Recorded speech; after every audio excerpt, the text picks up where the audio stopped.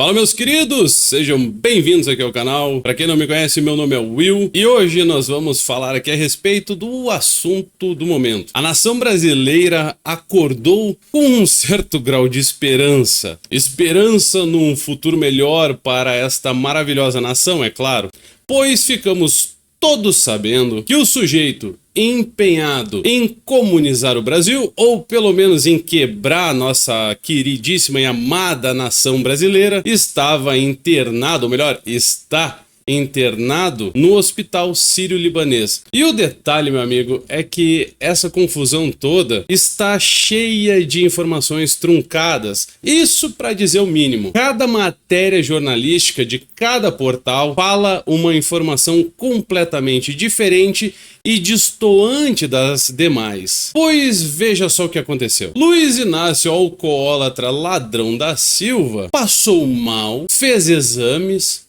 pegou um avião até São Paulo, fez uma internação de emergência junto de uma cirurgia de emergência. E está aí, de acordo com depoimentos de pessoas próximas, passando muito bem. Afinal de contas, não foi uma cirurgia na cabeça. Não, na verdade foi sim. Opa, que coisa estranha, não é mesmo? O Lula é quase um super saiyajin, um super homem, faz uma cirurgia no quadril e no mesmo dia já está caminhando. No dia seguinte, subindo escada, desta vez nós temos alguém que desceu do bloco cirúrgico acordado e falando. Sendo que, da minha experiência, imagino que da sua também, essa situação da pessoa voltar do bloco cirúrgico falando, conversando, é realmente raríssima. Quanto mais num senhor às portas de se tornar um octogenário. O Lula tem 79 anos. Will, por que tá dizendo isso? O que tu acha disso tudo? Eu penso que tem uma certa estratégia política por aí. Então, meu amigo, deixa um comentário. O que você acha a respeito dessa confusão toda aí envolvendo essa cirurgia do Lulelê, o alcoólatra, né? O presidente Ladrão da Silva. E aproveita e espeta o botão do joinha, dá o teu like. Se não for inscrito, seja bem-vindo, se inscreva. Compartilha este vídeo aqui, tô precisando de ajuda, meu amigo. Eu tive uns problemas técnicos aí, fiquei uns dias fora, então conto muito com você. Porque é graças a você que este canal aqui existe desde 2018, antes das eleições, e vai se perpetuar ao longo dos anos com a bênção do Criador. E se gosta aqui do meu trabalho, você pode fazer uma doação no Pix. O Pix é o e-mail doiparowill@gmail.com e eu vou deixar no primeiro comentário fixado aqui embaixo. Então, vem comigo. Meu amigo, é tanta informação truncada que me parece mais o sistema de desinformação do PT funcionando. Para cada portal de notícia, algo é dito com uma pequena dissonância. Meus amigos, não é sem querer que temos pessoas dizendo que o Lula passou mal ao meio-dia, depois do almoço, às 14 horas, às 18 horas. Não é por acaso que temos reportagens nas quais um grande amigo de Lula afirma com toda paixão que ele avisou, por iniciativa própria, o médico de confiança de Lula, Dr. Roberto Calil, enquanto outras matérias dizem que foi o próprio Lula que avisou o seu médico, né, o Dr. Calil. Pois bem, meu amigo, tudo começa naquele tombo muito do misterioso do Cachaça, lá no dia 19 de outubro. Sim, faz quase 2 meses. E se você se lembra bem, você deve puxar na sua memória algo do tipo que Lula estava com alguma espécie de sangramento após os pontos na nuca, na região mais frontal assim da cabeça. Pois bem, ontem, dia 9 de dezembro, segunda-feira, entre as 14 e 15 horas, Lula teria informado seu médico. No entanto, só deu entrada numa situação gravíssima a 1h da manhã, meu amigo. Meu querido, isso que era uma situação extremamente grave. Eu fiz algumas pesquisas para saber se a situação do Lula, o sangramento na parte frontal da cabeça, em decorrência da abatida aquela de quase 2 meses atrás, se isso tinha alguma espécie de complicadora, justamente pelo fato dele ter voado de Brasília até São Paulo para fazer o tratamento adequado, uma cirurgia de emergência. E acredite, meu amigo, é extremamente perigoso. E já te lanço uma pergunta aqui. Você já viu Lula falando que ele quer viver até os 120 anos, eu tenho na minha mente aqui a lembrança de Lula falar pelo menos 2 vezes isso.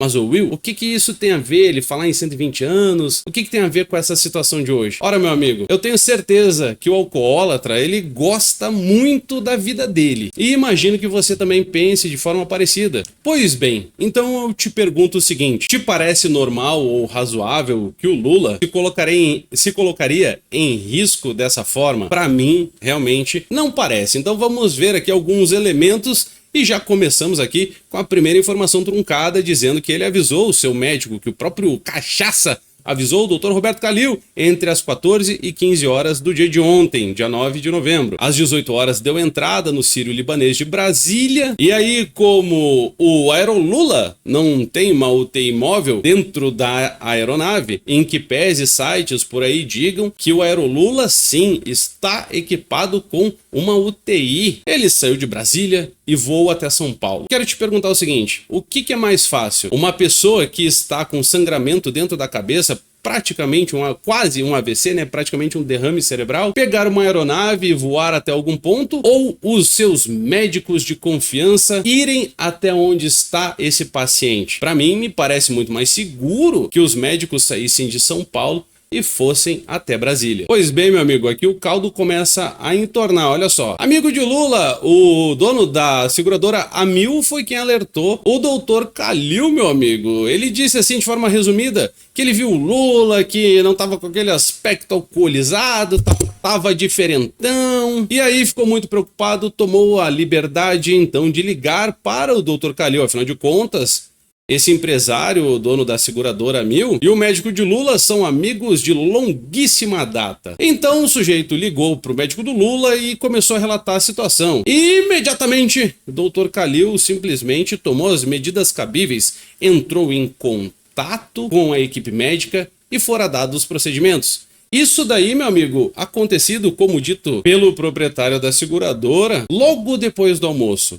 Então, um homem de quase 80 anos, que teve um acidente doméstico grave, que permaneceu com sangramento dentro da cabeça, começa a passar mal, ter mal-estar, se queixar de dor de cabeça e somente 12 horas depois, essa pessoa está recebendo o tratamento. Deixa eu te contar uma coisa: pegar um voo como Lula pegou, na situação a qual ele estava, é extremamente perigoso. Não somente pelo hematoma que ele estava na cabeça, pelo sangramento interno, mas também pela própria idade dele. Todo mundo sabe que a recuperação de um idoso é um pouco mais dificultosa e lenta, mas do Lula é tipo Wolverine. Ele faz uma cirurgia num dia e no outro dia tá pimpão, serelepe, doido pra tomar uma cachaça. Pois bem, o que me parece? Essa história tá realmente muito da mal contada. E várias pessoas, algumas do governo, outras mais próximas, assessores, amigos, começaram a dar detalhes de perguntas que não foram feitas. E quando uma história é contada com muitas minúcias, com muitos detalhes, e principalmente quando esses detalhes eles não fecham nas várias versões, a gente começa a desconfiar, é claro. E aí começou, imagino eu, a máquina do PTzão velho de guerra trabalhar. Começou a soltar informações perdidas para os vários veículos de imprensa. Mas, Will, tu tá dizendo isso daí por qual motivo? Por acaso você está insinuando que Lula é um robô, é um clone, é um alienígena? Não, meu amigo, não. Deixemos isso para uma outra oportunidade aí, tá? O que eu tô falando aqui é um pouco mais palpável, certo? A gente não precisa sair deste planetinha aqui. Você deve lembrar que o corte de gastos, a PEC do corte de gastos, está trancada no Congresso brasileiro, certo? Então você deve ter visto ou ouvido em algum lugar que no dia de ontem, dia 9 de dezembro, o Cachaça se reuniu com Pachecozão e com Arthur Lira. Detalhe, se reuniu depois de ter passado mal, de ter se queixado de dor de cabeça, depois de, conforme uma das cronologias, ter falado com o seu médico. E mesmo assim, não desistiu da agenda, pois ele precisava muito falar com essas duas figuras, o Pacheco e com Lira. Mas, Will, o que isso tem a ver? Pelo amor de Deus, eu não estou entendendo. Então, meu amigo, ele vai lá, fala com o Pachecuzão, fala com o Lira, combina, pede para que seja dada uma certa prioridade para essa legislação que diz respeito ao corte de gastos, e aí, logo em seguida, baixa o hospital em emergência e passa por uma cirurgia e tem que fazer 2 furos na cabeça do alcoólatra. Isso daí, meu amigo, eu vejo como algo para sensibilizar Pachecuzão, Arthur Lira e a maior parte dos deputados e senadores. Ah, Will, isso até viagem, tu tá ficando doido. Lula não faria isso. Ô, meu amigo, depois que o sujeito sentou na frente de Sérgio Moro e botou a culpa do petrolão, da função do apartamento, o tal do triplex, a função do sítio, tudo em cima da falecida, pelo menos até segunda ordem, né? Mas Lula colocou toda a culpa dos esquemas criminosos, pelo menos é isso que ele dá a entender através de seus depoimentos para Sérgio Moro, na Marisa Letícia, que já estava na terra dos pés juntos, na companhia do criador ou de outro aí, né? Sabe como é que é, né? Cada um com a sua fé. E aí começa uma espécie de operação de apagar incêndio. Por exemplo, aqui a CNN já conta de momentos de tensão. Por exemplo, a CNN diz que quem informou o médico do Lula foi o sujeito lá da seguradora Amil, que ficou muito preocupado. Isso logo após o meio-dia, mas Lula só foi fazer o seu primeiro exame às 18 horas. Depois do encontro romântico com Pachecuzão e Arthur Lira. Eu penso que eu tenho elementos o suficiente aqui para ficar no mínimo desconfiado e questionar. Mas não foi só eu não. Os médicos de Lula deram uma entrevista coletiva hoje pela manhã e os repórteres que lá estavam fazendo perguntas à equipe médica que tratou do alcoólatra também ficaram desconfiados. Mostro para ti já já. Aí você deve estar pensando assim, tá, mas em Brasília, por acaso o alcoólatra, ele foi num hospital público e aí ele teve que ir para o Sírio-Libanês em São Paulo? Não, meu amigo, Lula estava no Sírio-Libanês de Brasília. Pois é, né? Bem estranho. Será que o Hospital Sírio-Libanês em Brasília é de qualidade inferior ao Sírio-Libanês de São Paulo? Aqui a Globo, por exemplo, através da coluna do Lauro Jardim, diz que fora feita uma operação de guerra. Mais horários truncados, pessoas dizendo que estava acontecendo uma preocupação muito grande.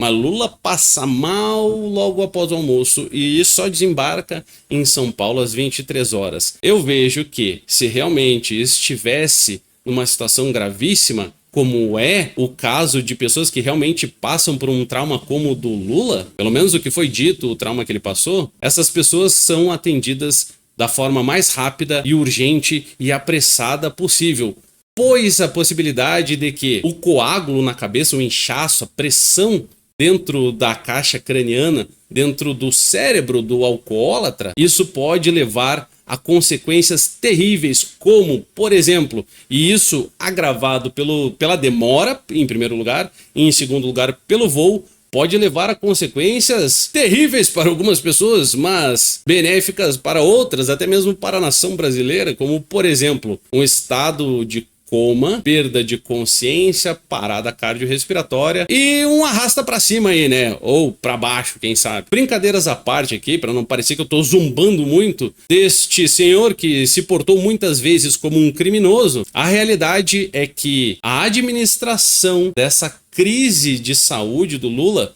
por parte da presidência da República, e esse povo todo que deveria, né, zelar pela vida do cachaça aí, do bandido cachaceiro, me parece muito despreocupado. Me parece mesmo, em verdade, um jogo de cena para tentar sensibilizar a opinião pública, os deputados, para que seja votado o dito do pacote. Um assessor disse que Lula, quando voltou do bloco cirúrgico, ele estava anestesiado, estava daquele jeito zonzo, dorme, acorda, acorda, dorme, bebe cachaça, dorme de novo. Sendo que outras pessoas disseram que o Lula, o Super Saiyajin, voltou do bloco cirúrgico lúcido, falando. É, meu amigo, é de lascar, né, meu querido? Pois parece que o cachaça, dessa vez, meio que foi pego numa mentirinha, coisa leve. E aí, qual que é o jeito? Soltar todo tipo de informação para endoidar as pessoas mesmo. E aí, de fato, ninguém saber realmente o que aconteceu. Em casos semelhantes, como esse do alcoólatra aí, a possibilidade de sequelas é realmente muito alta, pela idade e pela demora, pelo tempo que se levou até o atendimento. Mas o Lula não. O Lula tá super bem, graças ao criador, é claro. Disse o médico dele, Dr. Roberto Calil, o seguinte, que o alcoólatra, o quadro dele evoluiu bem, já chegou da cirurgia praticamente acordado, estava estável, conversando normalmente, bebendo cachaça, se alimentando, não, tô brincando, tava bebendo, eu acho, pelo menos, mas se alimentando e deverá ficar em observação nos próximos dias. Aí o sujeito teve a cabeça perfurada em 2 lugares diferentes, como vocês podem ver aqui, e voltou falando do bloco cirúrgico. É, meu amigo, o cara é o Superman, a versão alcoolizada e meio que bandida aí, né, de Clark Kent. Mas o Wilton disse que na entrevista coletiva tiveram alguns repórteres que se preocuparam. Como é que é isso? Mostra aí pra mim. Vou te mostrar agora. O Poder 360 não costuma, pelo menos eu que acompanho quase que diariamente este portal de notícia, eles não costumam colocar a íntegra transcrita de entrevistas, é bem raro. E aí, neste caso do Lula, simplesmente está aqui a entrevista, e o que me chamou a atenção é este ponto aqui. Uma jornalista pergunta o seguinte, mas ô Tchê, eu queria entender qual o prazo que o Luiz Inácio deve ficar internado, por quantos dias ele vai ficar em observação. Aqui, nesta parte do tratamento, simplesmente, inicialmente disseram 2 dias, 1 dia, 3 dias, que voltaria para Brasília antes da sexta-feira 13, mas o Dr. Roberto Calil falou que não tem prazo, pode acontecer qualquer coisa. E agora chegamos na cereja do bolo. Lula foi até o Sírio-Libanês, fez exames, e aí de repente pegou o Aerolula e foi para São Paulo. Não foi o Aerolula não, porque não tem UTI instalada dentro do avião presidencial. Então pegou um avião da FAB e pousou em São Paulo. E só foi receber o primeiro tratamento de uma situação gravíssima quase 12 horas depois da detecção, do aviso, do alerta. Diz aqui a repórter, eu queria entender por que o Sírio-Libanês de Brasília não estava preparado para atender essa intercorrência. E aí o Dr. Roberto Calil Filho disse o seguinte, o Sírio-Libanês de Brasília estava sim preparado. Lula foi para São Paulo por opção da equipe médica. Uma opção, reitero, perigosíssima. Poderia ter ceifado a vida de Lula. O povo brasileiro ficaria muito sentimental. Eu tenho certeza que se Deus o livre, Deus que defenda, tivesse acontecido algo mais grave com Lula e ele tivesse ido para a companhia do criador ou do Capira, a gente não sabe, a nação inteira ia chorar. Garanto que quase a totalidade ia chorar de, sei lá, de repente, alegria, né? Pois não é todo dia que uma pessoa como Lula vai para junto de Deus Pai Todo-Poderoso, não é mesmo? Observem que foi uma resposta seca, até, pelo menos na transcrição, aparentemente meio grosseira, terminativa, de alguém que não quer ficar assuntando a história da diferença entre o Sírio-Libanês de Brasília e o Sírio-Libanês de São Paulo. Então a jornalista, lá em São Paulo, perguntou o seguinte, mas qual é a diferença, o que tem aqui no Sírio-Libanês de São Paulo que não tem no Sírio-Libanês de Brasília? E aí o Dr. Roberto Calil diz assim, de novo, o Sírio-Libanês de Brasília tem todas as condições de fazer o procedimento, mas botamos o Lula no avião por opção da equipe médica. Foi opção da equipe médica. Lula então passou mal, bem cedo, mas teve condições de encontrar com Pacheco, com Lira, e o seu socorro demorou demais. Meu amigo, o que eu tenho para te dizer é assim, que essa história tá realmente muito da má contada. Se é algum plano aí do Dirceu para algo mais grave, além de destrancar a votação da PEC, mais cedo ou mais tarde nós vamos ficar sabendo. O importante é que agora você reze aí pela nação brasileira e, se for da vontade de Deus Pai Todo-Poderoso, ter o cachaça ao seu lado, que seja cumprida a vontade do nosso Criador, né? Deus Pai Todo-Poderoso aí. Então, reze pelo Brasil, meu amigo. Brincadeiras à parte, ainda que de mau gosto, reze pela nação brasileira, reze por Bolsonaro, pois ele sim estão precisando muito. Então, meu amigo, eu peço o teu like, o teu compartilhamento, por gentileza. Eu quero saber a tua opinião. Escreve aqui embaixo para mim nos comentários, ok? Se não for inscrito, seja bem-vindo novamente. Se inscreva, compartilhe esse vídeo, doa no Pix. O Pix é o e-mail, doeparowill@gmail.com. Está aqui nos comentários fixados. Tamo junto, meu querido amigo. Um beijo no seu coração. Até o próximo vídeo. Valeu, falou. Tchau, tchau.